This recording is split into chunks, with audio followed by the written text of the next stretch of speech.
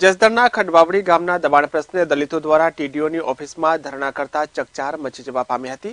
દલિત સમાજના આગેવાનોએ 32 વખત રજૂઆત કરવા છતાં દબાણ દૂર ન કરાતા દલિતોમાં રોષ ફાટી નીકળ્યો છે।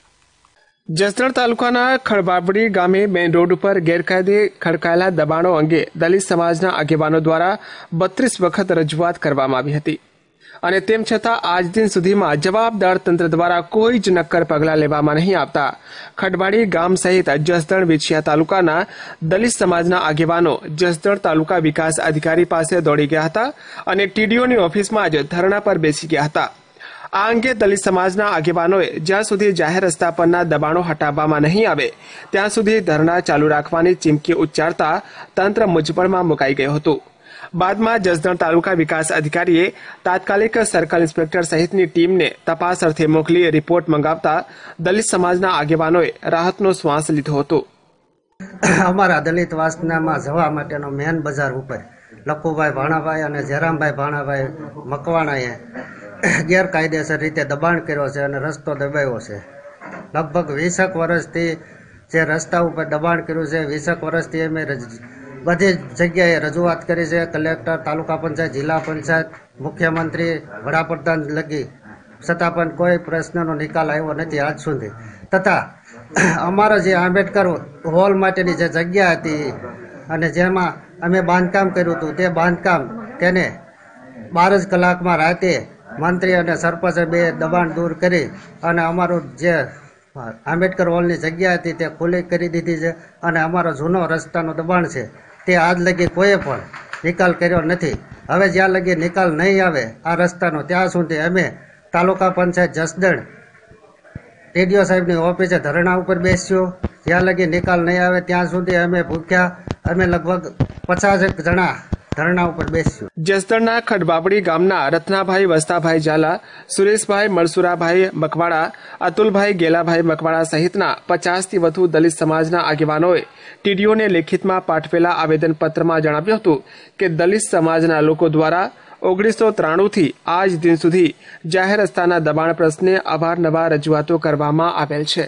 તેમ છતાં આજ દિન સુધીમાં કોઈ પણ પ્રકારની તંત્ર દ્વારા કાર્યવાહી કરવામાં આવેલ નથી અને જેના કારણે ખડવાવડી ગામના મકવાણા લખુ ભાણા અને મકવાણા જયરામ ભાણાને સરકારી જમીન ઉપર દબાણ કરવાનો છૂટો દોર મળી ગયેલ છે।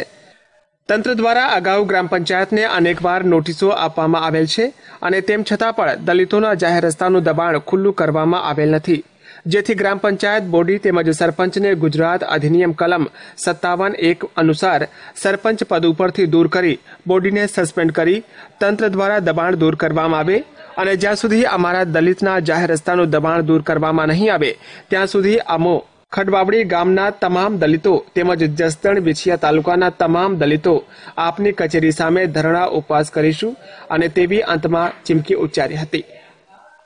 અમારે જાહેર રસ્તો દલિત વાસનો છે, એ 1993થી દબાવેલ છે। 2005ની અંદર મેડમ વ્યાસ આવી અને ખુલ્લો કરી ગયા હતા, પ્લસ બીજી વાર પાછો દબાણ કર્યો, બરાબર।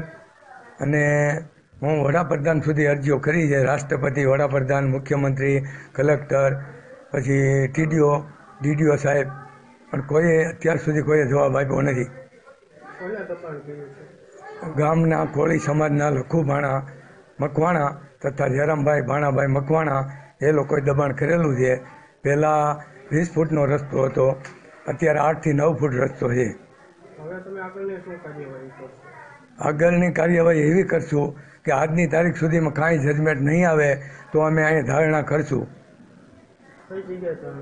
અહીંયા ટીડીઓ સાહેબની ઓફિસ સામે। આ અંગે ખડવાવડી ગામના દલિત આગેવાન રત્નાભાઈ વસ્તાભાઈ ઝાલાએ જણાવ્યું હતું કે અમારે દલિતવાસનો જાહેર રસ્તો છે જે 1993થી અમારા ગામના 2 વ્યક્તિએ દબાવેલ છે।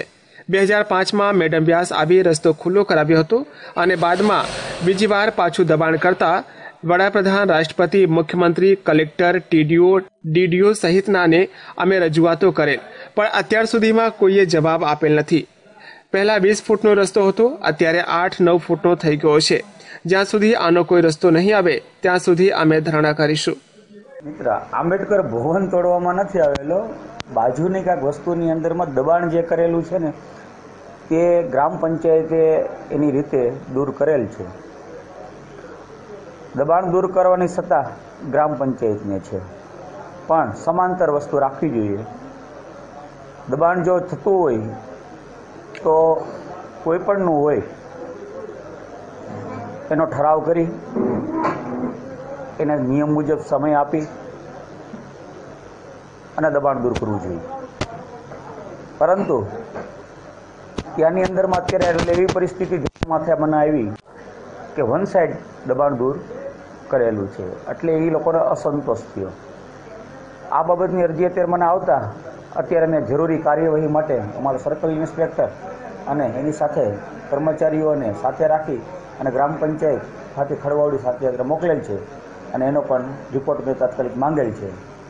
જો ખરેખર સમાંતર વસ્તુ નહીં રહે તો નિયમ મુજબ જવાબદારી નક્કી થશે.